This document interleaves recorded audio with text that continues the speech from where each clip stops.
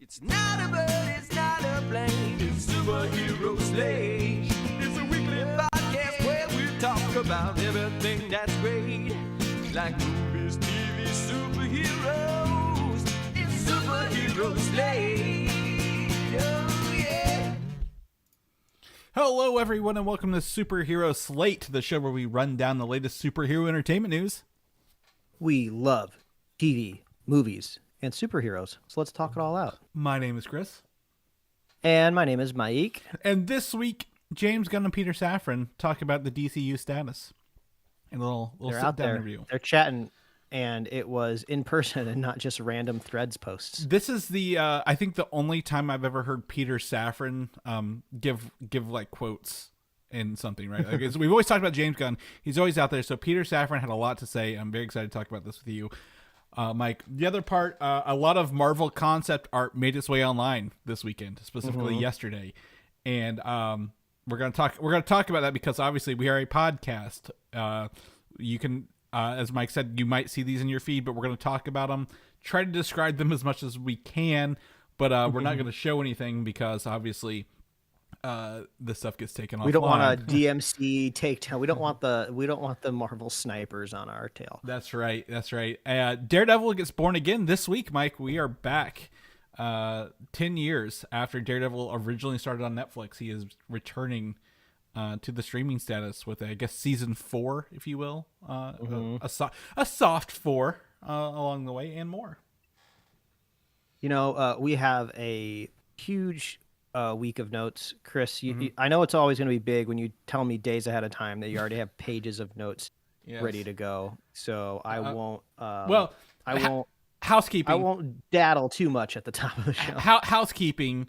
We will probably not have a show next week for circumstances that have popped up in a good way, I guess, if you will.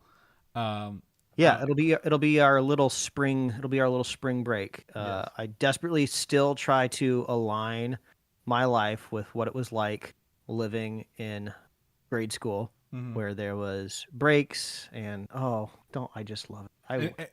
And video rental stores and all the old stuff, right? Yeah. My wife and I were reminiscing a few days ago of just like what is our dream of just like, if we could escape parenting for, a couple of moments or a day, like what's like the one thing that would like revitalize us the most? And I said 12 hours of sleep and nachos from Qdoba, because I have vivid, fond memories of doing that in college, where our college town that Chris and I shared did have a Chipotle, but also like it had a Qdoba, and that was kind of like a new, hot, and exciting thing at the time. It was walkable distance too, which was the best part. Yes, it was capitalizing on the success of Chipotle. And there's many, many times where I would sleep for 12 hours and then just go get nachos at Qdoba, because you can't get I mean, technically you could assemble nachos with the ingredients at Chipotle, but Qdoba is just like, no, we're gonna challenge Qdoba's market share, or Chipotle's market share, by giving you whatever you want with the same ingredients.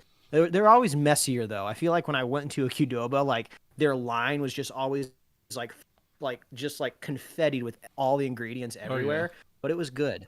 So that's kind of where my headspace is at right now. I just want 12 hours of sleep and some nachos. That's where I'm at right now. I'm drinking some caffeine, some Fantasy Vibe Celsius.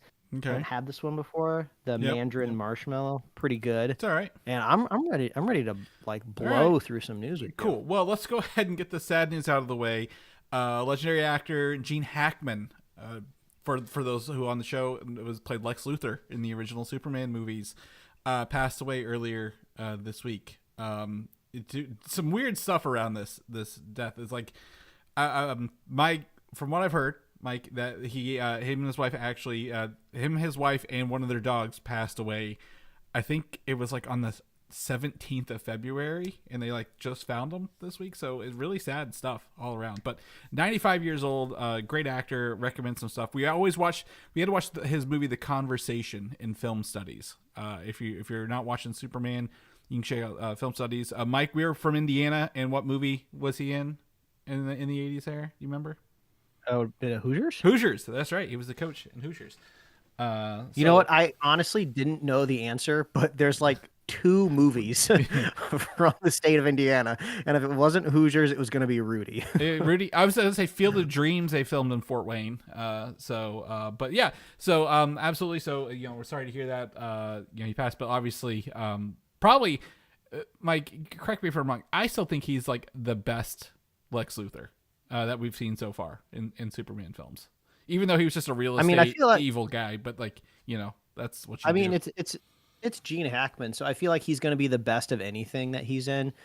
My wife and I just watched somewhat recently the Royal Tenenbaums for the first time, which is kind of wild because if you come to Wes Anderson kind of more recently to his career, you're watching the Grand Budapest Hotel, Fantastic Mr. Fox, any of his more modern stuff, and then go back to the Royal Tenenbaums. It's kind of interesting to see his progression into his whimsicalness. But Gene Hackman's great. Yeah. It's a sad state of affairs, but he looked great for his age. I saw somebody online that said like he's been old forever. Like he didn't really get famous until I think he was in his 60s. It's a bummer. It would be earlier than that because he was 95 this year. His 60s would have been like 90s. He was popular in the 70s with Superman. So I guess the maybe the worst, 60s. Maybe correction. the 60s. He's always looked old. I guess. Yeah, absolutely. Anyway, but sorry to hear that. But all right, so news. We get into this. I told Mike again, like we said, we have 4 full pages of notes. It goes into 5 pages on our document. Sometimes we have barely 1 page. So this is going to be fun. This week, Mike, Daredevil Born Again returns to Disney Plus, as we talked about the show. That's not the news. The news for Daredevil Born Again is season 2 starts filming this week as well. So they are on their TV recurring schedule, as Brad Winderbaum has been promising us for the past was it 2 years now, year and a half since they retooled the show in late 2023. Kristyn Ritter is in New York City and rumored to be there for filming on the series. So a return to Jessica Jones as well, Mike.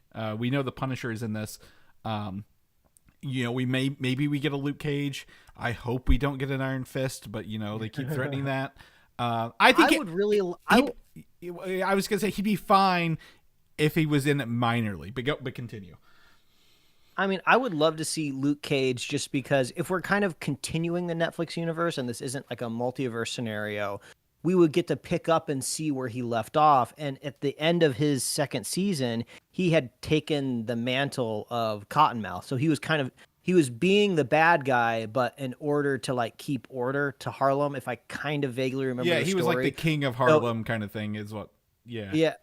So I would kind of love to see how he has morphed and evolved over that time. Does Matt Murdock like show up at the club where his office is and, has to like convince him to kind of be the good guy again and put this stuff behind him. And also Mike Coulter, just what a great actor. And his show Evil has kind of wrapped somewhat recently. So I'm sure he's got an open schedule. Yeah, absolutely. I also think it'd be interesting to see his dynamic as quote unquote the crime leader of Harlem with obviously we see Kingpin running for mayor of New York, right, in this upcoming season. So I think that would be interesting dynamic to see this together. Also, late edition news this week is Matthew Lillard has joined the cast in unspecified role for season 2. So Shaggy himself from the live action Scooby-Doo movies, but also people don't follow Scream movies, Five Nights at Freddy's recently. So I guess horror icon actor.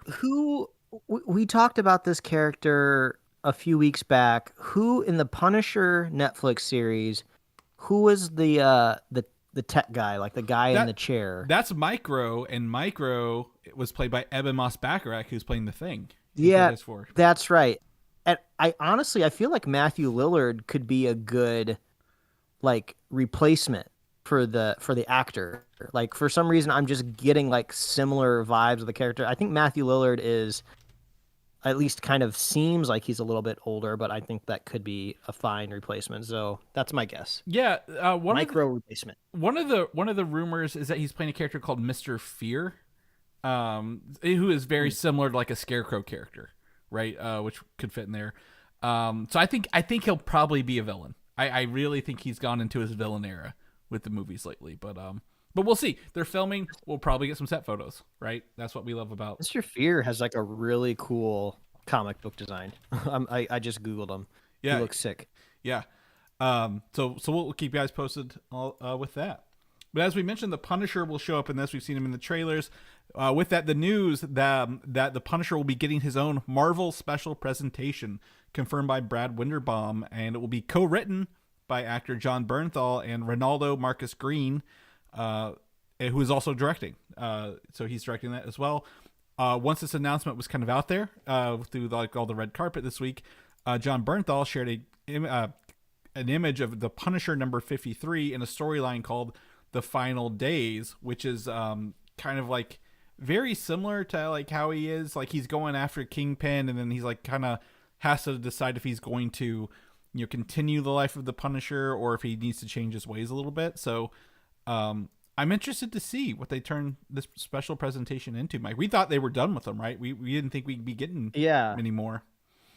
Yeah, that's kind of the bigger news I take from this is that special presentations are back and they still have a use for them. I always thought the title intro was kind of fun. Like, but in front of what is it now? Just Guardians Holiday Special and Werewolf by Night. Werewolf by Night. Yeah. Well, and I will tell you, the Werewolf by Night was great. That was awesome. But like, we've not seen those characters come back up, which is sad. Guardians was cool, and I think the Punisher would be cool because we don't need to be introed into these characters, and I don't think we need a Punisher season 3, right? Like, I think it would be like a little one-off, a little follow-up after his, things in Daredevil could spur that along a little bit. Give us some more story without giving us a whole season's worth of John Bernthal stuff. And he gets to write it. Like, when the actor gets to write something, John Bernthal, he's, kind of, I would say maybe come up a little bit in the last 10 years, right? Obviously he started off in The Walking Dead, where I knew him from. He's in The Accountant 2 with Ben Affleck later this year, The Punisher, and then Daredevil Born Again. So pretty cool stuff to kind of come out of this. Also, Brad Winderbaum's out there just doing the rounds because obviously Daredevil Born Again's on the red carpet. Press have seen all 9 episodes. A lot of the stuff coming. We're going to talk about it. But I want to talk about some other stuff Winderbaum brought up, and that was Your Friendly Neighborhood Spider-Man, Mike, which I've yet to finish. It had some stuff come up this week. I've got to wrap that up. That's all on Disney Plus. Really, really excited. But he did confirm season 2 of 2026. Season 2 of Your Friendly Neighborhood Spider-Man will come in 2026, and season 3 is also confirmed. And he really says, he's committing to Marvel Television doing as many yearly releases as long as the show's greenlit, right, or is ongoing. So we'll probably get season 3 in 2027. And he said, quote, unquote, we're only going to make things we feel are ready and can go on for multiple seasons. So really, I don't think we're going to be getting any more Marvel series, maybe short of Vision Quest, Mike, but I still think that's like season 3 of WandaVision along the way. Yeah, that's kind of another way to spin that one in the boardroom. Yeah. But, the Spider-Man news is very conflicting to me because I haven't finished it yet either, but I'm pretty far along. I think I only have 2 episodes left. Yep, same. My daughter loves the opening theme song. I have her stand up on her legs and she like shakes her butt and she smiles and she loves the song. I love the song, so we have a good time watching it in the morning. It's a great show. Like, I'm having a great time. But there is a part of my head that fears the existence of this show delays a revival of Spider-Man 98 in some way. Like, I'm not saying they won't make it, but maybe they'll wait until that Spider-Man show's done before I get my other Spider-Man show, or maybe whenever X-Men 97 runs its course, they'll boot up Spider-Man. I'm not sure. Who knows? I feel like we live in a world where we have proven there can never be too much Spider-Man. Right. But I don't know. I'm keeping my eyes peeled. I'm not. I feel the other way. I feel like it doesn't hinder anything. I don't think it takes away anything. It's just this was obviously a mandate from several years ago, right? Remember when it was called Spider-Man Freshman Year and all these other titles, and it's kind of evolved, which honestly came out great. A lot of people like this show. I'm glad it's getting more seasons. I don't think it's taken away from Spider-Man 94's continuation. I actually was watching the Spider-Man animated series earlier this week, and I didn't know, but the Hobgoblin was voiced by Mark Hamill in that show. I was like, oh. I was sitting there. I was like, boy, this voice sounds really familiar. Why does it sound like the Joker's on the screen? Well, it's Mark Hamill. I don't think it's going to take away from it. I think obviously they're going to be making things that are critically received well and people are watching. The Friendly Neighborhood Spider-Man, people are watching, critically acclaimed. Spider-Man 94 or 98, I guess, whatever you want to call it. They obviously have seen the internet, Mike. They know people want it and are talking about it, so they're probably making a way to, how do we tell that story? Because you know how many arcs they covered in that old Spider-Man show, right? Like the clone saga and all the other stuff. The Hobgoblin. That episode I saw had like the Kingpin, the Hobgoblin, the Green Goblin, all sorts of villains. So it's wild. So I don't think it's taken away, but what's cool about this is, you know, it's a unique art style and it's telling a story kind of adjacent to the MCU. And yeah, I'd be excited to see it, honestly. And we know this, Mike, animated shows, and we'll talk about it here in the next topic. Once, like, they're recorded like way in advance, right? They don't usually voice act those, like, they're not editing these live most of the time, right? They there's a lot of pre-production that goes into the models, the rigging, you know, all that stuff. So hopefully they get this done, and like maybe they've already got season 3 done and they know they're going to stop with season 3, and they're spinning up pre-production on the new other Spider-Man show in the same time. But I love it. I agree with you. I'd love to see that return. But, you know, you mentioned X-Men 97, and X-Men 97, Brad Winderbaum said season 2 is 2026 also, so we will be kind of 2 years apart. But, you know, again, he said the biggest delay is in releases between the first and second seasons, then it picks up regularly. So I imagine, you know, X-Men 97 could probably, you know, on these 8 episode cycles, 8 to 10, right? It could run 3, 4, maybe 5 years if they, you know, they want to, if the popularity's there. The biggest thing working against X-Men 97 is the previous showrunner, writer, just bitching about it online the entire time. What's his name? They got fired. DeMeo. Yeah, he's just bitching all the time online right now. Like really, like if you're looking for a negative place on the internet, go find him. And who's the guy who can't draw feet? McFarland. No, not him. The Deadpool creator, quote unquote creator, half the creator, the writer, or drawer. Liefeld. Liefeld. He's bitching about the internet as well because he didn't get invited to the Deadpool and Wolverine party last year. But anyway, X-Men 97, love to see it. You know, we've got a lot of teasers in there. They're working on 2. I think he said scripts are coming along on 3. So we're going to be getting at least 3 seasons of X-Men 97, if not more, on its popularity. I would also love. Yeah, I'm gonna note. Remember the artwork, the release for this? They had like the tube TV and the VHS kit, like look for this. Mm-hmm. I would love them to do a VHS release for this show, like a limited run VHS release. That'd be fun. Yeah. I think that would be really cool to have as like a collector piece, but that's personal preference. Lastly, one of the shows that they're not marketing yet, and they don't have to market every show for you to remember it exists, by the way, is Winderbaum. Winderbaum is coming at the end of the year, so we still have Ironheart to get through and a couple other shows. 8 episodes are confirmed for Winderbaum, and they run between upper 20 minutes to 40-minute runtime, so average episodes, 30-minute episodes. And he confirmed that it's a love letter to acting in the movie industry kind of show. So I'm kind of thinking that maybe this isn't a super powered person show, Mike. Like maybe the guy, like they want to create a superhero, but like the main actor isn't really powered. He's just supposed to play that in the movie kind of thing. I don't know. That would be, to me, that seems kind of bizarre. I feel like that would be like kind of catfishing the audience in a way. I'm not saying it couldn't be good. Any idea can be good. But you know, everyone has kind of been like sharing the news and history of Wonder Man all over the internet ever since the show was announced, and I think people are expecting it. I'm more curious if you bring in a super powered hero, you know, a brand new one into the MCU, how are we explaining where he got his superpowers from? I do think, I mean, this has been covered a lot in comic books. I mean, we see it a lot in The Boys, of where when you're super powered, you kind of automatically become a celebrity. Mm-hmm. So I think that story is interesting. So maybe this kind of be like Marvel's interpretation it could of bringing super powered people to the silver screen. I don't know. I think, you know, the one of the biggest things that Marvel quote unquote catfish is also the reveal that Trevor Slattery was not the Mandarin, but an actor instead, who is also in the show. So I'm interested to see if they do it or not. Obviously, I disagree that we don't need superpowered explanations for everybody, because we're getting Daredevil in a week, and we still don't know how he got his powers in Netflix or this, right? So I think as long as the story's good, it'll be fine.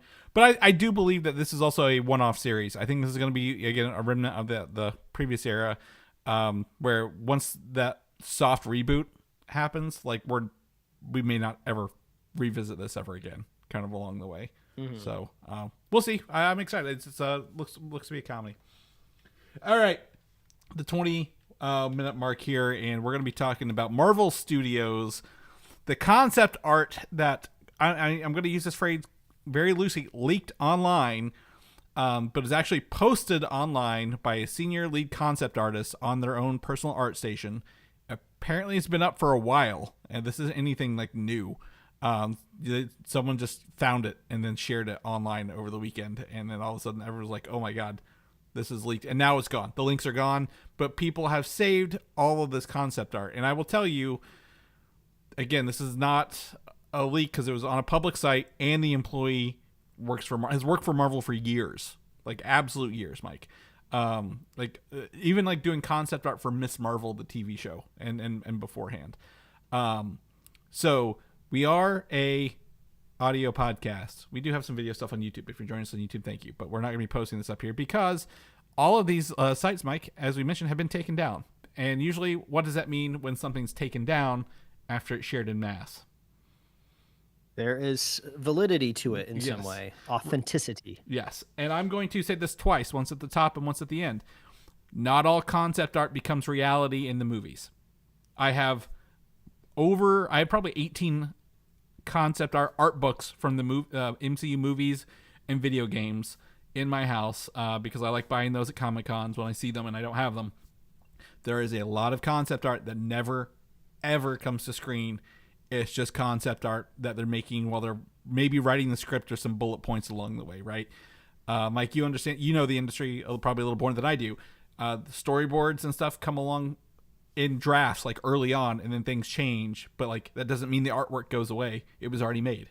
So yeah, if you're unfamiliar out there with the utility of concept art is to explore ideas on paper before you commit substantial amounts of money to creating it either in visual effects or in real life. So that is indeed why you get a lot of stuff in these concept art books of things that never will exist. And I'm sure there's a lot of things that never make it to those art books as well, of just like, well, we don't want people to know that maybe we were exploring this angle because maybe we want to use it in the future, but this is safe to put in there and whatnot.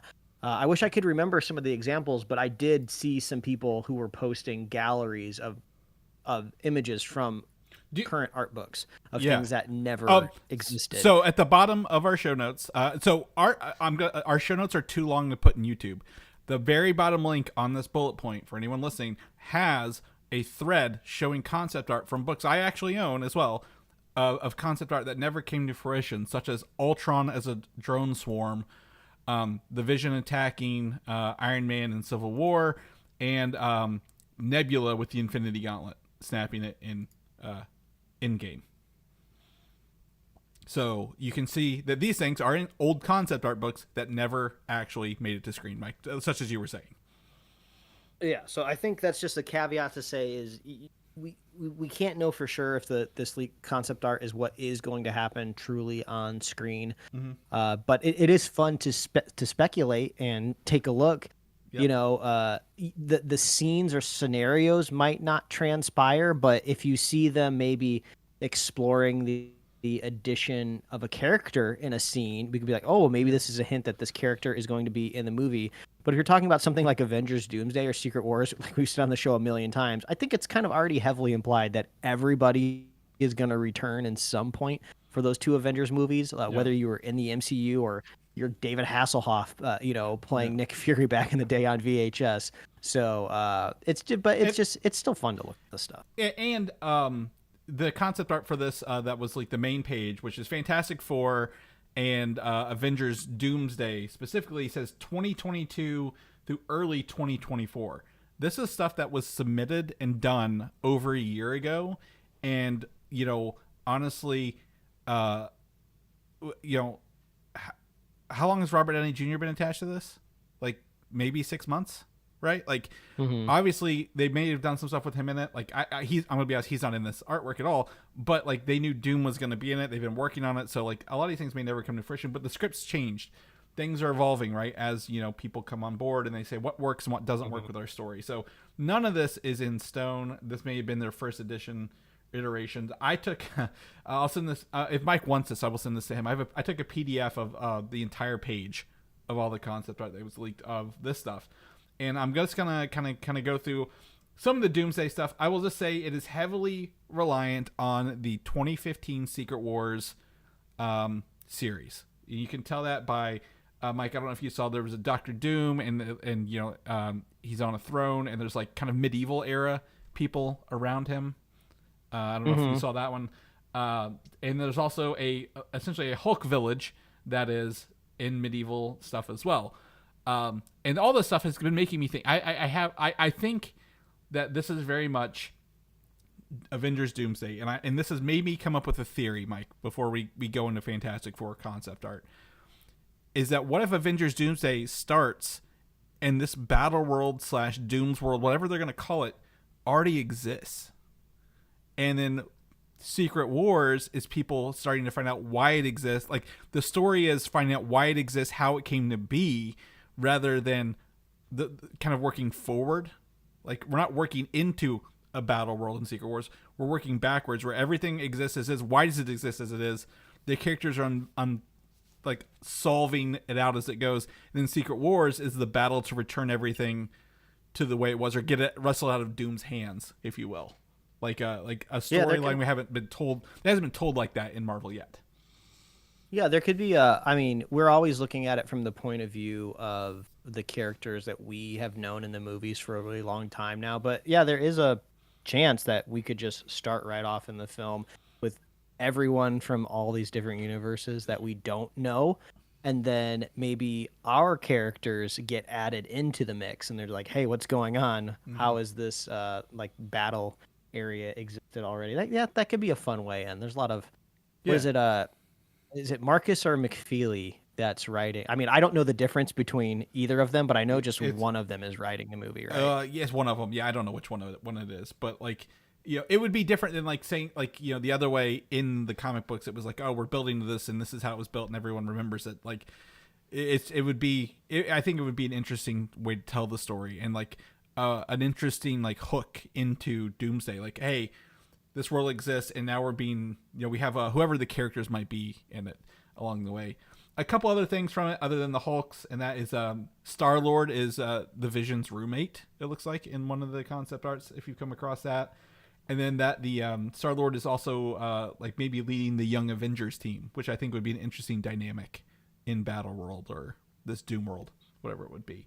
And we'll talk about some of the other stuff here. But Fantastic Four, Mike, I don't know if you saw. There was actually some GIFs in the Fantastic Four work. I don't know if you saw those or not. Really, I didn't see much Fantastic Four stuff. Okay, so they've kind of showed that the family, the 60s aesthetic, stuff like that. A lot of Sue's powers. Sue will like be using her powers to like sonar rooms and stuff like that in the concept art. We get a lot of also of Franklin Richards as a baby, kind of in this stuff. So it looks like Sue, like they were really trying to figure out how do we get the Invisible Woman's powers on screen, because that's like the biggest thing, right? Like she kind of has like invisible powers. So how do you show that with her force fields and stuff like that along the way? So it's very interesting. I'm not going to link it here, Mike, but maybe we could talk about it offline some more. But very cool. Some of the other stuff that was on this person's art station involves Iron Man 3000, which is the first anyone has ever heard of this, which was a canceled project from it was canceled in like 22, 23, where it was essentially the daughter of Tony Stark was in like a race, like a racing scenario against Madame Mask. There was like female versions of Vision and Ultron in this. Pepper Potts returning Madame Mask. It's wild. And the more I look at this concept art here, Mike, the more I'm like, oh, this looks like it might have been an animated project rather than an actual, like, real life project, right? Or live action.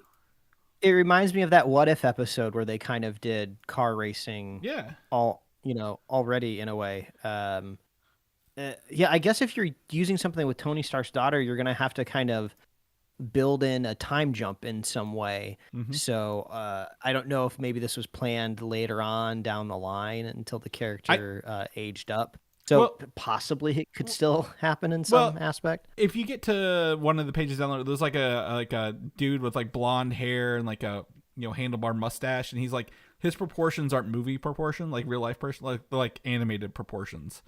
So it looks like it could have been a really fun, maybe an animated show, a short, maybe not short, but like, you know what I'm talking about along the way.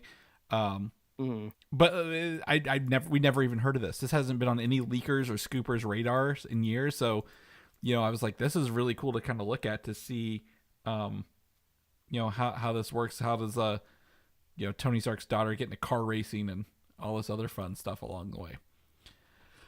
Next up, Ironheart. I'm sharing a link to a lot of stuff's been taken online. So it looks like it's concept art for Human Dormammu, Mike, for the upcoming Ironheart show. Now this might have been early concepts. Not doesn't necessarily mean it's going to show up in the show. We don't know what year it's from. But the last one kind of looks like Gary Oldman. Very much so. If he was like a villain, a younger Gary Oldman was a villain in the MCU. But it looks like they're leaning maybe less into Mephisto and more into Dormammu. Yeah, possibly. Probably some of the least exciting of the leaks because it's just a dude in a suit. But it does show that these concept artists are just kind of like working on a wide breadth of projects at any time. The thing is that literally the art was called Dormammu and Human Dormammu for Ironheart. So I think that the idea is like, whether this is true or not, it's like, oh, they're actually going to try to bring Dormammu stuff into the Ironheart stuff. So we'll see if that comes to fruition. Other concept arts include the Captain America 4 Serpent Society. Mike, we saw Captain America 4 2 weeks ago, and we've heard about the reshoots over the years. So this was like original concept art for the Serpent Society, which I heard from people who saw it, or at least leakers who saw it early on, that none of these were actually in the movie like this. This was just concept art before the movie even filmed, to kind of show their powers and looks. I feel like we do know factually, because we know these actors were cast and on IMDb that they were going to be serpents in the movie, and they have been removed. Right. And we know all the drama about the reshoots and everything. So, but I don't think no matter how cool a concept artist can make something look, doesn't always mean it's going to translate well to film. And, that's kind of like director's job, are they given anything good to do in the script? So, I mean, the concept art is kind of on this one is kind of all over the place. There's so many different styles that they explored. So I would say this is just a good example in general of maybe what the pre-production process looks like, of like, oh, we're thinking about putting, this villain in the movie, and there's so many different ways that you can interpret adding it. So it just goes to show one of the millions of decisions that have to be made before something makes it to the big screen. And these, even though we know that, at least a couple of them were filmed on set, these actually don't look like the ones that made it to set. Like, the set photos we have from the first screening, like I think the one that's called like Cobra was in there, and like Diamondback was in both shootings, but like these aren't actress likenesses. They are actually just kind of more comic book generic people likenesses. So I mean, if I had to go based off just concept art that I'm looking at right here and nothing else, I feel like it looks kind of cool. If you've been watching the CG Spider-Man show right now, lots of crossovers and ideas here where like, oh, these are just kind of bad guys that get augmented with like bad guy technology. So I'm getting like I'm just imagining like Spider-Man fighting these people. Right, and these also look like really, really cool. Like if I had a video game for Captain America 4 and these were the bosses you had to come up against, be pretty cool. Like these look like really cool video game bosses. Yeah, like I complain about this all the time in the MCU of like respecting the origin of just superpowers in any way, whether you're a villain or a bad guy, and augmenting with technology. I feel like is always a safe bet because it's kind of easy to explain tech in a way. So maybe this was a easier way to bring in the Serpent Society than. Because I think, like, in the comic books, there's, like, a dude that, like, shoots venom out of his mouth or palms or something, you know? Yeah. Like, I think even on set, it was showed the guy who was a wrestler, like, did something like that. But, like, I don't see him in these group shots as well. So, obviously, I think this book comes out pretty soon. I think this actually comes out, like, the concept art for Captain America Brave New World comes out usually within the same year as the movie. So, I'd be interested to see, if any of this is even in the book, right? Kind of along the way, because Serpent Society didn't make it into the final movie. So yeah, I'm looking. I just Googled the set photos for the Serpent Society, and way less cool looking. They're just kind of in the typical MCU kind of like leather jacket style. So not the most. They kind of all look like weirdly like they raided Ronan's closet from Guardians of the Galaxy. They kind of just look like very similar to that. Yeah, it kind of looks like it merged like the white hooded ninja version of this with like one of the like the first image. Like it merged a couple of these ideas together. So, yeah, absolutely check out that link. That's one of them. There's a concept art for a Black Panther, and which the file name was called T'Chanda, which was actually the 1940s Black Panther. So it might be. On Battleworld, Mike, we're not getting T'Challa recast. We're not getting his son. We're getting a different era version of Black Panther. I don't know if you've seen those yet or not across your stream. There's like half a dozen of those versions because of the because like it shows him like with no mask and like 8 different suits along the way.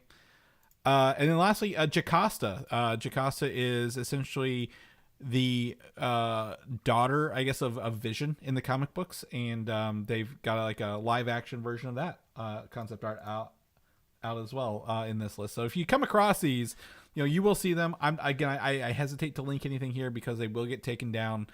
If Marvel's taken this artist offline, and I don't think it was malicious, Mike. I don't think it was malicious. I think someone was updating their portfolio, and it was suddenly just revealed one day.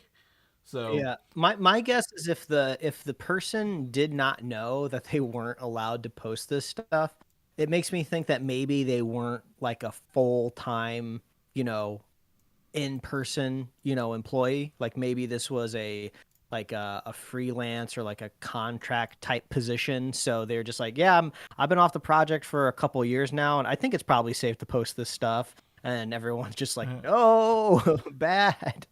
So this person is in Lake Forest, Mike, and they've been with Marvel since 2020 in Burbank. So Lake Forest, where's Lake? Is that out here? Lake Forest, California. California. I'm Googling it live here, folks. Maps. Yep, me too. Because I know people. I feel like that's got to be east of Newport Beach. That is I've seen people make that commute before to the valley, but that is far away. Yeah, that's not. That close. that is brutal in traffic.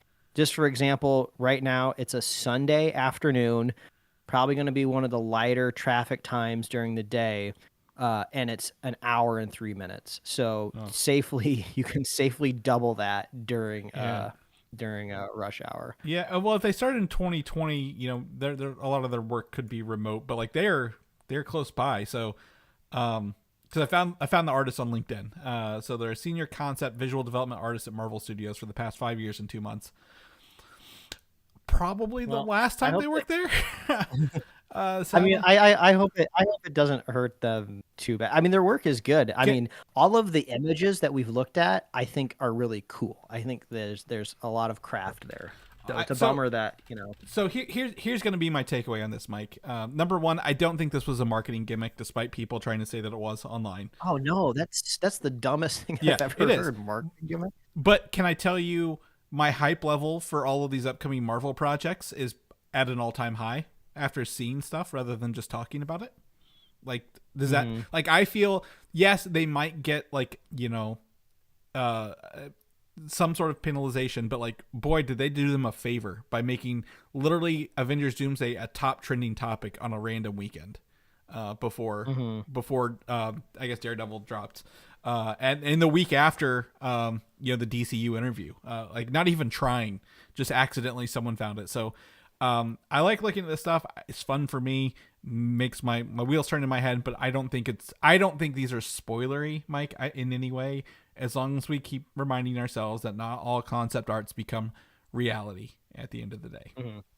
So any other notes before we move on to that's officially page 1 of the notes. Yes. You've made it 1 page, folks. All right, so we got some brief Star Wars news in the middle here, like sandwiched in. So Andor season 2 trailer released, and again, we always say we were very wrong about Andor. We gave it hell for years, and then it came out, and we were like, this is awesome. Mail me your crows, I'll eat. That's right. So the season 2 trailer dropped with a modern rock song instead of a Star Wars soundtrack, and I agree with the internet. This sucks. This song over this trailer really takes me out of, like, what I liked about Andor for some reason, and I don't know if it's because it's like there's too much over it. I don't know. It doesn't gel with me, Mike. How do you feel about it? Like, along the way, I have mixed feelings because this is obviously new and different. I feel like no Star Wars property has ever officially been linked to modern galaxy. The show Acolyte had a credit scene that used a modern rock song or a modern pop song as well. But this is a recent trend in Star Wars, if you will. I don't hate it just because I have recently just fallen in love with Tony Gilroy. Because not only has he made some of the best modern Star Wars stuff that, in my opinion, the entire point of view of Star Wars should go in Tony Gilroy's direction. But also he had like an amazing on the street speech during the writer strike, like a year or two ago, where he was just like speaking to the abuse of power in the industry, and he's like for the people. He's awesome. So like he's not only is he's like pro worker, but he's like just pro good Star Wars. So like if this was, I don't know if this was his decision or whoever's decision it was, but I think it's kind of cool, and it's very evocative, and also I feel like it's kind of making a bit of a statement in a way of not just because the literal lyrics are about revolution, but I think it's just kind of like, no, Andor's different, and we get it. We get it that this bit of Star Wars everybody is really, really into. And we just want to let you know that we understand that, so we're going to do it. We're going to promote this one a little bit differently. I mean, there's big text splashing the trailer all over this one that's just like critically acclaimed. Yeah. Everybody's like wetting their pants over this. Get ready. I think it's trying too hard. I don't think a good show needs to tell you it's a good show, and I think that's what this is doing. I don't think, I agree. I don't think this is going to affect the quality of the show, and I don't think he cut the trailer, but this is just... As someone who has seen a lot of shows, this is just not a good trailer for this show. I think it could do way better and probably set the tone a little more, because it feels like, we're doing this for real, but like I guarantee you the show is going to be like, there's going to be a lot of setbacks, because we know how this all ends, right, Mike? None of these people make it out of Rogue One along the way. It was cool to see director Krennic again, right? Ben Mendelsohn. A lot of the characters have aged up a little bit because this is covering a 5-year gap. The next thing that's a knock against this show, and one of our listeners on the show, Jason, he wrote in to tell me this, they're releasing 3 episodes every week, a chapter. So you get a chapter every, Tuesday, over a month. So you get this whole show in a month. Great for binge watchers, but if you want to avoid any spoilers along the way, guess what? You have to watch all 3 episodes. Or avoid the internet for the next day, kind of thing. Like that. Yeah. That's a really weird thing to do. Maybe they realized, because the first season everybody loved it, but I don't think they maybe got the viewership numbers that they were hoping. I watched it like a month later, like when I was sick one day. Yeah. I was like, I don't feel good. Let's binge this stuff, and we did. But yeah. But that one, the way the first season was organized, everything kind of was in like chunks of episodes. So Yeah. maybe this is a way of kind of like satisfying like of someone that sits down and watches it. I mean, it's kind of like almost like a hybrid model of releasing of, we're not going to do once a week. We're going to give you a nice chunk of episodes. Like we've been watching Reacher on Amazon Prime. And when we sat down to watch it, I think it had a 2-episode premiere, or maybe possibly 3. I don't remember. But it was kind of nice being able to sit down and like ingest a couple episodes to kind of get yourself hooked. The problem, like, I think the problem is 3 episodes a week times a week. If they did maybe one a day for 3 days, a Tuesday, Wednesday, Thursday is way better because, again, I agree with Jason's sentiment that you're going to be spoiled if you don't watch 3 hours or 2 hours of content immediately the next day, right? So like you have to set down a movie chunk size thing or avoid the internet until you're done, because doing the chapters is great. That's how I think, we said Andor's slow the first 2 episodes, but by that third one, you're like, hell yeah, let's do this. So I like the chapter ideas, but like, I don't want to, if something pops up overnight, it's going to be fucking ruined for me the next day. Like, I'm like, hopefully there aren't any huge revelations and it's just a good standalone story. But like, this is going to be a test of are people watching 3 episodes at once, or should they be doing one a day across 3 days? Like, right, if I was like, I'm going to watch one Tuesday, Wednesday, Thursday, boom, I'm done in a week. I'm caught up with everybody at the same time, rather than trying to make Wednesday a binge watch day for a month throughout it. So I don't know. We'll see. April 22nd, 2025. We are coming up on that. I think after Daredevil, that's our next big one. In the Star Wars world, I woke up to this rumor the other day, which was really weird, is that the rumor, like, they're like, Kathleen Kennedy is going to be retiring at the end of this year. She's not. She went on record like immediately after saying she's not retiring. I don't know if it was like a pre-planned interview or something else. But she went and talked to people. So she's not retiring at the end of this year. However, Mike, this large companies with billions of dollars on the line probably have a pretty good succession plan along the way, right? So like Marvel, Kevin Feige is going to retire eventually. Maybe after Secret Wars. Pixar, all these properties need somebody to next. Yeah, that's what I was just about to say. I mean, we talk about Kevin Feige possibly hanging up his many hats. Literally his many hats. And I just looked it up, 51 years old. Chris, could you make a guess of maybe how old Kathleen Kennedy is? Oh, well, she was doing stuff with the original Indiana Jones, so I'm going to guess probably 72.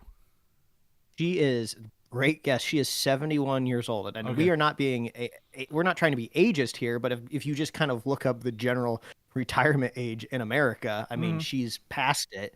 So I just would not be shocked if a lot of these kind of, like, I guess maybe call them legacy producers, at some point in time, they can't all work forever. Right. So I would think the best kind of time to retire and let somebody else take over is maybe when you're starting a brand new chapter in your franchise. And it kind of feels like Star Wars is almost there in a way, right? Kind of, I think once you wrap up Mandalorian and Grogu, I feel like you're starting like a brand new chapter. So I think it would be a good time to maybe bring in somebody with a different perspective. And I don't, and a lot of people are like, oh, Dave Filoni's going to take. Dave Filoni doesn't want to be a fucking producer. Like, I'll tell you, he's a creative, Mike. You're a creative. I'm a creative. Yeah. You don't want that kind of responsibility. It sucks your creativity away. Like, Filoni does not want to wine and dine talent. Yeah. He doesn't want to convince people, of what they should or shouldn't be doing. He wants to be in front of a pad of paper and like sketching out like the next alien that he gets to put in his property. He wants or to giving notes on other people's aliens. He wants to put on his little cowboy hat looking thing and hang out with Star Wars nerds, right? Like, that's what he wants to do. He can be the Star Wars story like shepherd for all the stories, but like he doesn't need to be a producer. You need someone who knows how to plan movies and work with talent of all sorts. Not that Dave Filoni couldn't, but I don't think he wants to. But Kathleen Kennedy did say the Mandalorian Grogu movie is next. That's next May. Sean Levy's standalone Star Wars movie is literally the one that she mentioned is going to be after Mandalorian Grogu. So it sounds like our previous reports from a couple weeks ago, them fast tracking that, is right on par. So we should probably be getting some news about that later this year. Since it's standalone, I think Kathleen Kennedy could also oversee it. She also went to confirm that Simon Kinberg is the one working on the next Star Wars trilogy. And he has obviously worked with Dave Filoni on the Rebels show. He worked on that. Then he went to do some other stuff. Now he's free again. So he will be working on the next trilogy of films, and will be pushing the Star Wars universe forward, but not connected to the Skywalker saga. So we're not looking at, who's the next, Jesus of the Star Wars universe and how are they immaculately created. It's going to be something else completely different. Again, I'm really pushing for that Yuzan Vong, like, what other creatures exist in the world other than Jedi and Sith. So hopefully we can figure that out. But it sounds like they're setting the seeds for that. So whenever the new producer comes on board, they'll at least not be floundering, trying to swing something new. It'll at least be, hey, here's what we were working on. Take it and make it successful along the way, right? As you mentioned. So, a little bit of Star Wars news in the middle of the week. I didn't expect to get so much Star Wars news or Marvel news, really. So, pretty good. All right, let's shift gears, Mike. Last bit of the show, we are still on page 2, I think. I can't tell. 2. We're gonna get. I think we'll have to keep my hot takes brief as we go through. A lot of 1, 2, 3, 4, 5, 6, 7, 8, 9, 10, 11, 12, 13, 14, 15, 16, 17, 18, 19, 20, 21, 22 with multiple subpoints. Yeah, so a lot of this is quotes as well, because I think it's on the Hollywood Reporter. James Gunn and Peter Safran held a private press event last week. We talked about it. He did the photo. We heard some stuff come out of it, but nothing huge. So they sat down with the Hollywood Reporter. I'm going to go ahead and tell you the only thing that came out of this was they announced 3 animated shows. Everything else seems to be just a clusterfuck and nothing. So we'll talk about all that stuff here in a little bit. I did one of the articles I was reading I was like, hey, where's a summary of this? So it says that the duo provided transparency into the process in the studio, but has painted a picture of 2 creatives who might be in over their heads, Mike. So it feels after this interview, people don't have more confidence in the DCU, or at least the industry, than they did when going into this, which is concerning.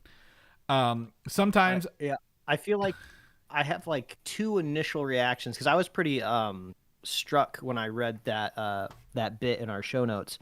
I would think it's because, Gunn recently, I don't want to speak for him. He has a lot of experience in Hollywood, so I'm sure he's talked to press before, Hollywood types before, but I feel like recently he's just been focusing on communicating directly with the fans. We talk about his posts online all the time, and maybe he's kind of forgotten entertainment media.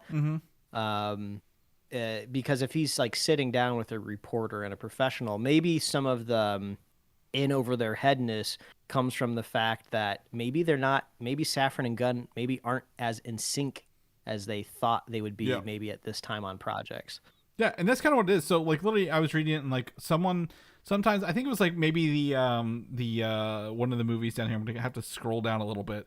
The Teen Titans movie, I think they were like, Peter Safran was like, yeah, we announced that. And James was like, we actually didn't announce that. And Peter Safran was like, well, it was online. And James was like, well, we never said it was a thing. So it sounds like they're not really working together, like you mentioned, as coherently as we maybe hoped as like a dynamic duo would be in that role. Yeah, I don't like the idea that one of the co-heads of DCU is getting their news from the internet. Like, you are the source of the news. You are the origin. You are the Wikipedia footnote on the factoid. It's like you are the gospel, the scripture. Right. In a way, so shouldn't you know if this was green? Well, that's kind of crazy. Well, I think maybe it might be internally green. Like I feel like one's playing business and one's playing creative, and and sometimes they're getting their wires crossed. James Gunn also said he is steadfast in making sure that each of these products works as a standalone project, so that you can go see Superman and you can watch Lanterns without having to see both of them. And Safran somewhat contradicted that by saying the DC Studios was relaunched to create a shared universe because people want to see these iconic characters interacting. Okay, well, a lot of back and forth in this, and a lot of that was taken straight from the article. So you can read it, and even the Hollywood Reporter kind of put their own flavor in there. Like, yeah, these guys don't seem to be that in sync along the way. So that's not up for us to decide. We weren't there, but we're gonna keep going into the bullet points, Mike. Some of these are not very full. Some of them are a little more full. The biggest one I shared with you, the first thing I shared with you, I think this week, was the Batman. Regarding Robert Pattinson being the DCU's Dark Knight, quote, "It's certainly not the plan." Like, it's certainly not the plan, according to Peter Safran. So, Robert Pattinson is not that. Cue my dark horse prediction I made the other week on the show that this could be announced that they're gonna add it. So it just means the horse has gotten even darker. Yeah. So yeah. there's still a chance. Yeah. That means my betting odds have gone up, right? Like if I put money on this, my return on my investment could be even higher if it's true. Honestly, it's one of those things where nothing's off the card, so you still have a chance, Mike. You still have a chance. They did also say that The Brave and the Bold is in active development, and Gunn is working very closely with the writer, even though he did not say who the writer was. So we might get some more maybe news on that, possibly come Comic-Con. I know they're doing CinemaCon in April, so we'll be reporting on DC as they kind of come out with stuff over the news. Clayface, we recently had some bits of news on, right, with the director and writer. So is currently casting a, quote, Daniel Radcliffe type actor for the lead. There was a bunch of reports that Daniel Radcliffe was the lead, but I think they took this out of context.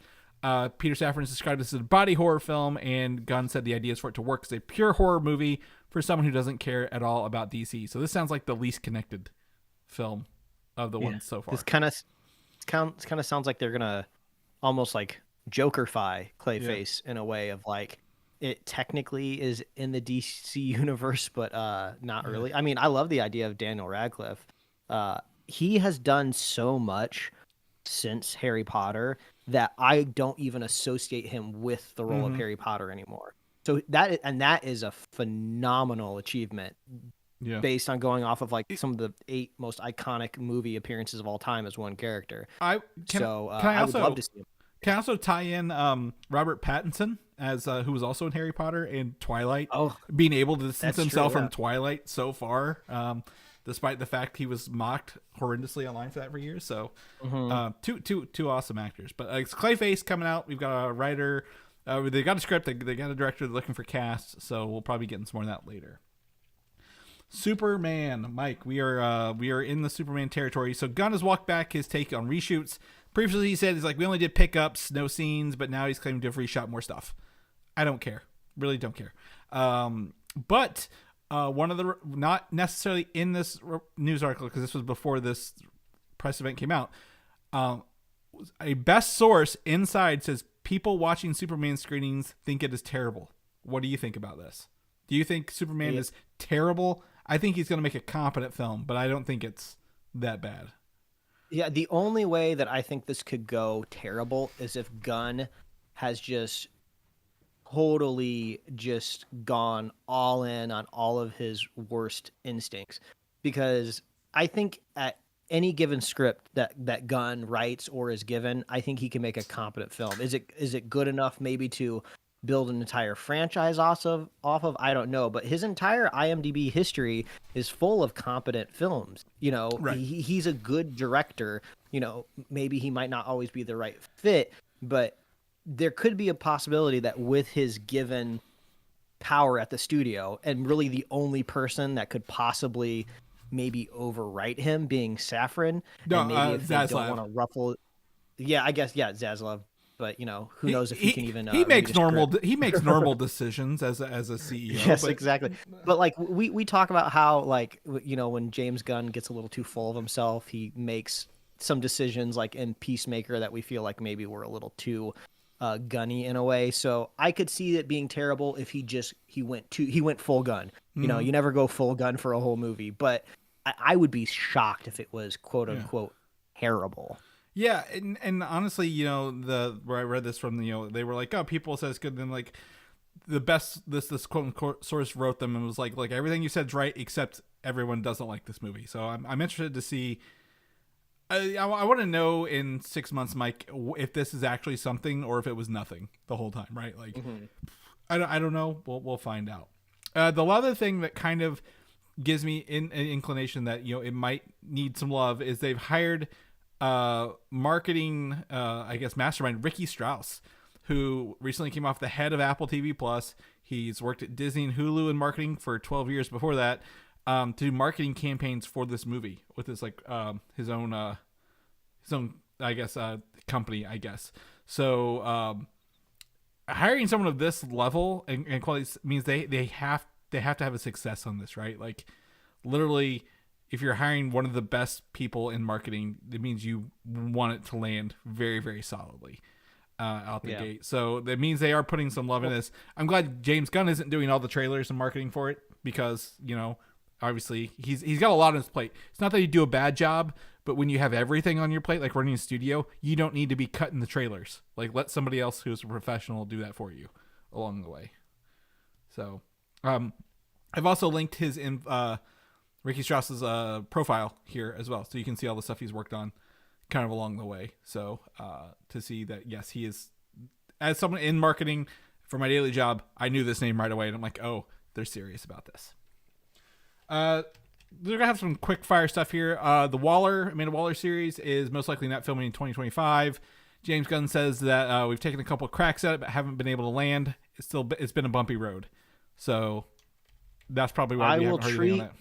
Yes, I will treat our lightning round here in a fashion of I will take one shot at every topic that we have here, my golden bullet from my golden gun. So for Waller, my statement is going to be, my hot take, if you will, is I don't think this show is going to happen. Yep. I think if it was going to happen, there would have been more confidence from this official announcement from this interview. If they're not stellar on it now, it ain't happening. Right. Yeah, I don't think they're going to wait forever as well with that.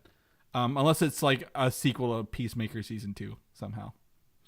Moving on to The Authority. The Authority is confirmed to not be a priority for the studio and is, quote, not the furthest along. Mike? Okay, well, I feel like that falls into my Waller thought as well. Yeah, I think they did mention like some of the stuff that was in The Authority has been like fast tracked into some of the other properties. So I feel like this is something they got overzealous on and isn't coming to fruition. Yeah. I mean, love or hate the blanket announcements that Marvel has made in the past, but at least when they make them, they are very excited about them. Yeah. They might not happen, but they go up on stage and they scream about it. That's right. Swamp Thing. The pair says they only talk to James Mangold occasionally about the movie.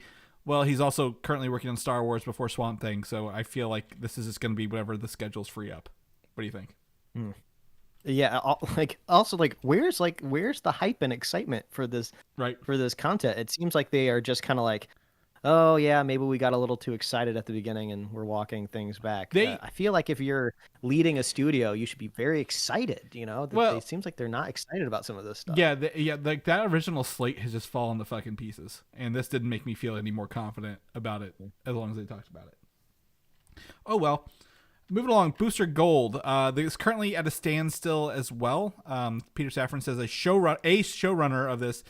Maybe he fell out of love. Maybe he got busy, but we had to pivot. The theory that this is Danny McBride, as well. So it's so weird to hear falling out of love. Like, aren't these technically like people that you're paying? Like, what do you mean fall out of love? Like, you're paying them, right? Like, shouldn't they be happy?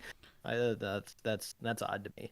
Well, I don't know. I don't know how the theories. Maybe like they pay like if it was a trio of showrunners, that if they have a production company and like one of them's like, I don't want to do it anymore, the other two have to finish it up, and it's just not as well. But I don't know how that works. But Booster Gold sounds like it's on the back burner as well, Mike. As well with all this stuff. Sergeant Rock. It's officially announced with filmmaker Luca Guadagnino. I'm gonna butcher that. Daniel Craig was reportedly an idea, but they never met with him. So those reports are, I guess this is this the equivalent of a Daniel Radcliffe type? We want a Daniel Craig type. Well, yeah. We covered last week. The kid in The Bear, the main actor in The Bear, is like the new person supposed to be in front of that. So it sounds like hey, we want Daniel Craig. So it might be getting someone like him, but just a little younger, like that guy. So. That's actually officially announced, so that's good. That's actually one of the most positive announcements so far we've had, Mike, for this stuff. And Luca Guadagnino, he did the movie Challengers, so that's where I was confirming that was him. Teen Titans is officially happening with Anna Nogueira, Supergirl, writing the script. She's fiddling with that now, but it's definitely not a finished script. I think this was the one they were, again, fighting about, which was announced and which was just online. So Teen Titans, they'll probably maybe have a finished script, maybe San Diego Comic-Con era to announce it. So any hot takes? No hot takes, just because that news. one seems to be a little bit further along. Cool. Supergirl, Woman of Tomorrow, halfway through production as of this week, they said. So hey, that's a start. That's a start. We have cameras filming on something. That's right. I hope they were excited. I mean, I couldn't be in the room with them when they were talking about it, but I hope there was a little pep in there. One of them said halfway through. The other one says, "What's a Supergirl?" Probably they didn't know. One of them didn't know what was going on, I guess. No, I'm kidding. But yeah, so Supergirl halfway through production as of this week. Deathstroke Bane movie. So apparently this is one of those rumored Matthew Orton was working on this film, but he's working on something, but only quote unquote something for them. Safran said it's kind of like a Deathstroke Bane story. Maybe this is the one they were arguing about what was online and what was actually like announced. So this, because Deathstroke Bane was rumored months ago, and this is like the follow up. So whoever was doing the interview, the reporter, like had all their stuff like on hand. I will give him credit for remembering. Yeah, Deathstroke and I was Bane going to say these are like the nerdy type of inquiries we would make if we were interviewing them. So props to them for just not coming in and going like, Superman, cool, right? Are you excited for it? Like, what other heroes are we going to see? Like, no, they had the receipts and they wanted an update. Yeah, how's it like working with David Zaslav? He's done a lot of great things for Warner Brothers. Sarcasm yet again. So yeah, Deathstroke Bane. Moving on, Lanterns. This was actually outside of this as well. The first image for Lanterns was shown. They have started filming, and it shows Kyle Chandler and Aaron Pierre as Hal Jordan and Jon Stewart together. Number one, if you didn't see the Green Lantern ring on Kyle Chandler's hand, it looks like this is something out of True Detective, like right off the gate. Like, it's very down to earth. They're just wearing, they're alternate colors. He's got a blue jacket and brown jeans. He's got a brown jacket and blue jeans. They're walking down a road, not using their Green Lantern powers. This is very, very basic, Mike. Like the opposite of Ryan Reynolds CGI Green Lantern Fest. So I feel pretty good. This looks awesome. I'm excited. I don't know. It's hype because it's real, maybe. What do you think? Yeah, I saw people trying to make comparisons between that ring and the one that Nathan Fillion was wearing in the Super Bowl spot. And there seems to be some similarities, but they don't seem to be identical. But I mean, I don't know much about Green Lantern rings in general, but I would not be shocked if they're slightly different. I mean, it's a ring that's green on the end. Lots of interpretations for that. Right. Yeah. I mean, the rings can make whatever they want, so I assume the ring can look however it wants to. It's got to fit humans, aliens, whoever wants to wear it, squirrels, cats. But yeah. This is cool. Glad it's filming. I love Green Lantern. I'm a little biased for this property. Kyle Chandler, you know him from Friday Night Lights, right? You said he looks great as Hal Jordan, like an older Hal Jordan. He's just like, I'm over this shit kind of thing. So, very, very, very excited to see this show in action. Dynamic Duo. This is a movie we talk about that has like all the weird animation, like puppets and CGI, and will revolve around two Robins. They did confirm it's being written by Matt Aldrich, who wrote the movie Coco for Pixar. Oh, that's some good pedigree. Yes, and they called it a perfect on-ramp for family audiences into the world of Gotham. Now, they have not committed that this will actually fit into the DCU yet. James Gunn says he'd love for this animated puppet movie to be part of the DCU. It's appealing to me. The story's unique, but it may not work within the universe. So it means they're not tying down this live-action animated movie into the DCU, which is fine with me. I don't know about that's kind of odd, though. That I feel like that's working against the big announcement that they made when they kicked off this whole universe of like, oh, all of this animated stuff is gonna tie back into this universe. It's all gonna be this one great sandbox of stories, and now they're just kind of like, no, we're not gonna do that. I don't actually like that. I was kind of promised that the kind of Creature Commandos strategy was going to stretch through the entire animated universe as well. I'd rather them tell a good story and not have to fit it in there, but if it works, it works. It seems like there's a lot of pivoting happening. Yeah. It seems like they had an idea, and now they're kind of having to push back on a lot of it. Yeah, they're making audibles out here, Mike. Like football, so they're making some changes. But again, like you mentioned, great writer. They're actually going through with that puppet CGI thing, which visually fantastic. I'm excited to see this in action. But speaking of animated, Mike, this might rub you the wrong way. We got 3 animated movies or series announced as well. I don't know if they have any inclination if they're going to be tied to the DCU or not. First up is My Adventures with Green Lantern, which is another Green Lantern shows animated. It will follow high school student Jessica Cruz, who is a newer Green Lantern in the DC Comics past 10, 15 years, who has her life upended when a Green Lantern power ring falls from the sky and chooses Cruz to be his champion. Things get even worse when more debris from the Lantern's ancient space war arrives, along with their alien foes. Cool. I mean, is this supposed to be connected with the current My Adventures with Superman? Is that the world that they're trying to build on top of? My Adventures with Superman actually isn't DCU, which is interesting. So that might be. Maybe. We'll see. I don't know. They didn't give us anything other than a log line and an image, and the images are in our notes.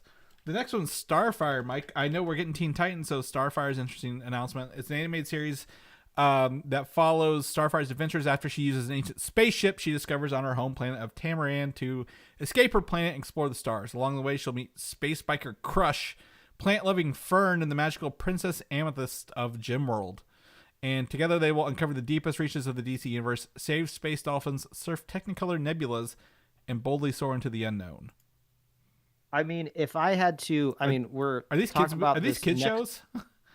Yeah, I mean, if you kind of look at the title treatment, even for the next one, Superpowers, which we'll talk about here in a second, it seems like this is just a continuation of the strategy of just keep the DC animated train running for television, which I don't hate.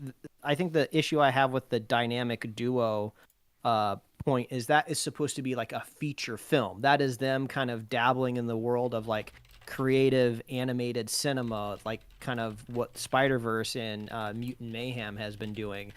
And I think if you're elevating it to the level of cinema, yeah, go ahead and build it into your DCU, because I think that's exciting and interesting. And I'd like to maybe see the translation of those characters to live action at some point in time, if they're in like a bigger, maybe Justice League style story or whatever. I'm okay actually if they want to just keep the spirit of the animated Justice League show or the animated Batman show running. And because if you look at the title treatment, for Starfire, this is a kids show, right? I mean, that just looks like a fun way to type out Starfire. It feels like Steven Universe, talking about Princess Amethyst and how the art style of Starfire is drawn. I'm I feel Steven Universe vibes from this, right? A little bit. But I do think that these will all be for kids. I think it'll just kind of was not exactly how what's that Spider-Man show that's getting the Iron Man show as well on Disney Plus. So your friendly neighbor, not friendly neighbor Spider-Man. Yeah. The CG one with the big heads, right? Is that what you're talking about? Yeah. It's essentially it's got the Fall Out Boy guys doing the song for it. Yeah. So it feels like that. These are just hey, we're just we got to put them on Max. We're gonna do some stuff. And one of these shows, actually, we're gonna talk about Krypto after DC Superpowers. Kind of being hey, we just need some animated content for children. Not all the DC stuff James Gunn's working on is not for kids. They don't want them watching Creature Commandos. But My Adventures with Green Lantern is a nice kid's introduction to Green Lantern. Starfire is a good introduction to Teen Titans. DC Superpowers, which we're going to talk about right now because I've written the time code 3 times, is the next animated series with a little title here. And it takes place in the Alliance School for Heroes and follows the characters Lightning, Flash, Plastic Man, Aquagirl, Green Lantern, and Terra as they attempt to level up their powers under the supervision of Principal Martian Manhunter. This is not in the DCU. This is at all, right? Principal Martian Manhunter, that's not DCU.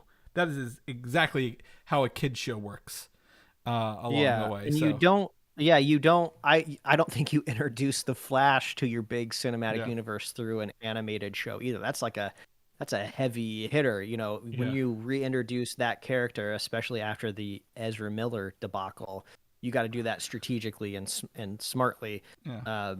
But like I said, all I need is like, I liked when they came in with the DC universe announcements with clarity and specificity, right? They were like, this is what we're doing, and this is the line that we're drawing. And now it kind of feels like they are intentionally smudging the line. If they want to have like an animated series on Max, something that they'll rerun on Cartoon Network, you know, for kids, I'm totally fine with that. But like, draw some like clear lines, you know, for me, so I can kind of understand what you're doing, because you already have the Matt Reeves Batman that's really blurring stuff for me.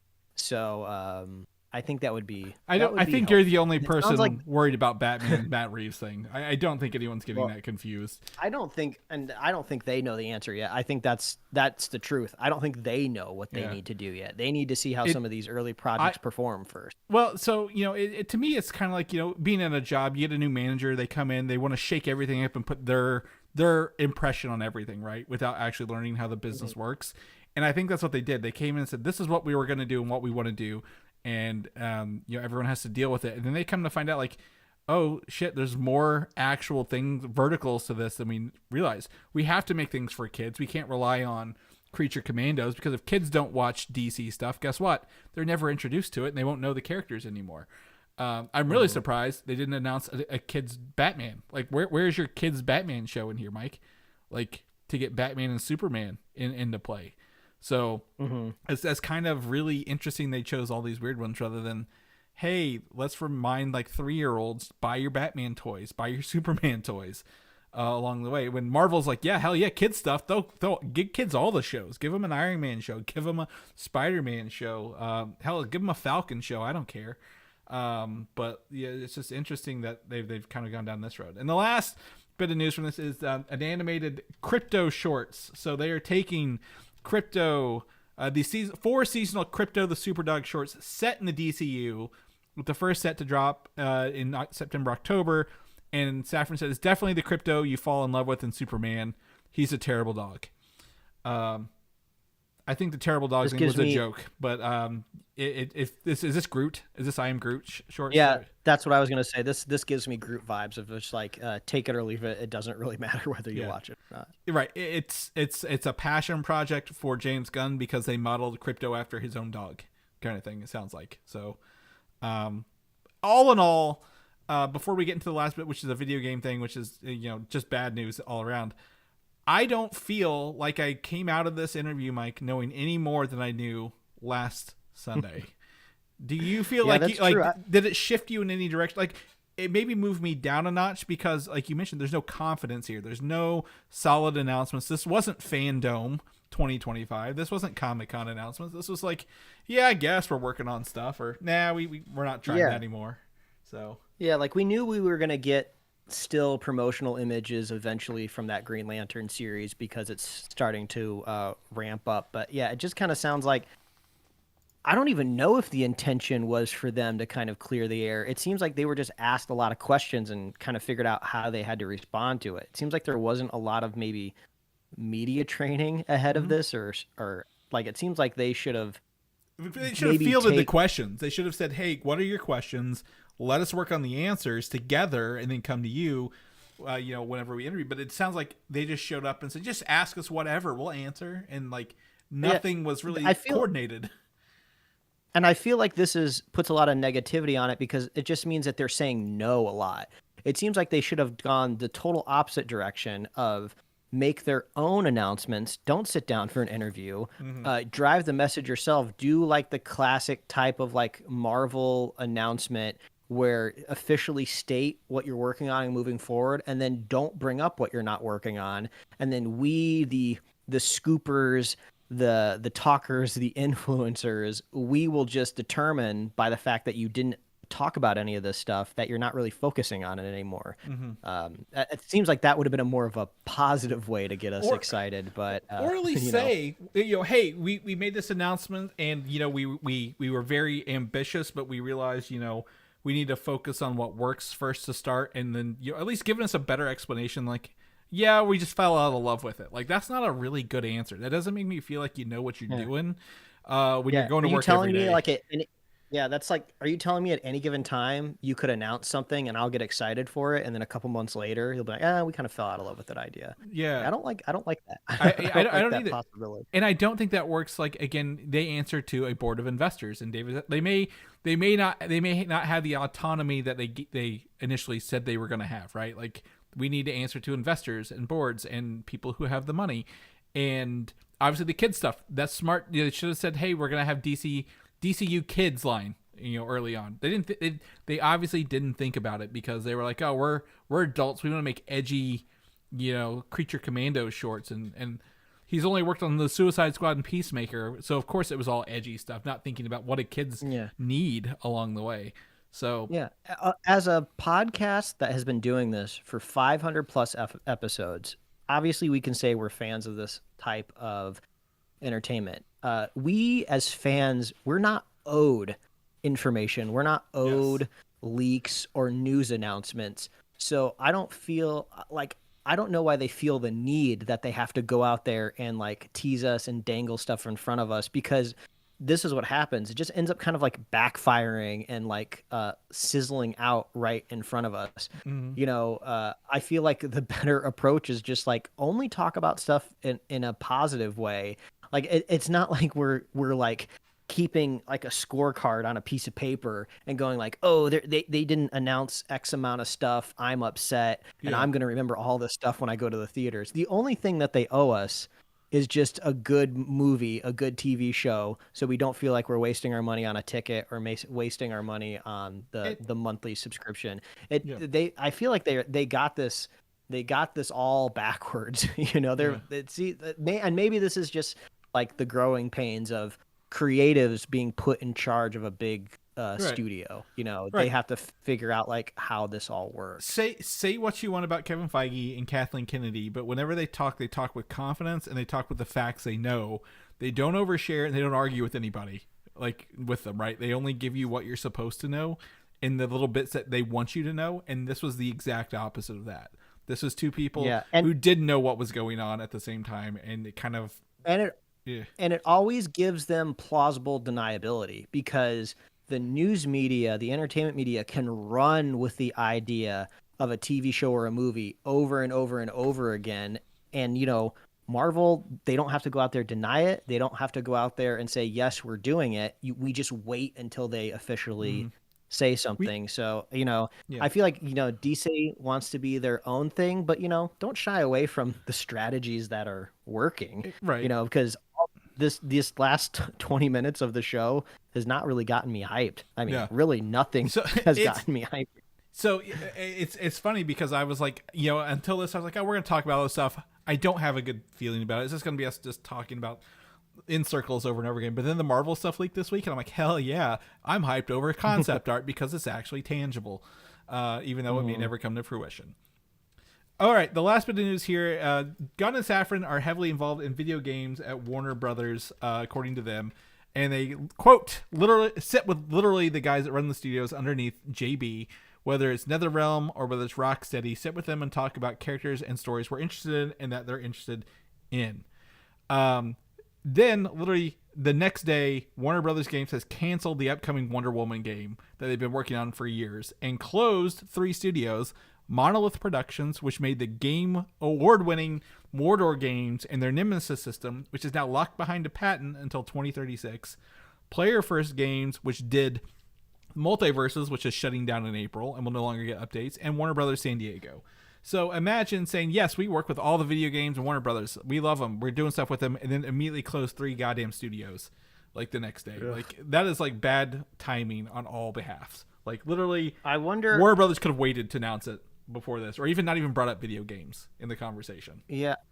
I wish I was kind of plugged into the video game maybe universe a little bit more, so I could kind of see maybe what the quote unquote gamers are talking about. Because if I'm looking at this from my point of view, I'm starting to feel like maybe standalone story video games just aren't worth the production hours anymore.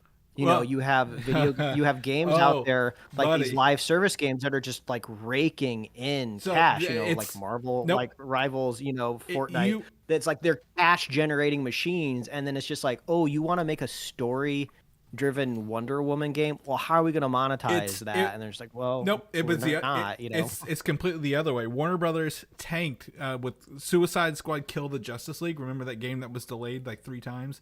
Came out, canceled the studio. It was Rocksteady, who I think did that, who makes the Arkham games. They've stopped making any updates. They've refunded what's it called, the season passes that people bought ahead of time because they didn't sell enough. Like, they can't even give that game away. So live service games for Warner Brothers is nothing, but like the Mordor games, people love the Shadows of Mordor games. There's 2 of them. I forget what the other one was called. It's not Shadows of Mordor, it's something else, but like it was huge, award winning. They sold a lot of copies, but like why? Like, I get that Gunn and Safran want to make, quote unquote connected video games to their DCU, but like, when's the last time we have we have Spider-Man and God of War on PlayStation, right? Look at Spider-Man. How great is that game, and how many consoles did it sell? Why could they not do a Wonder Woman game?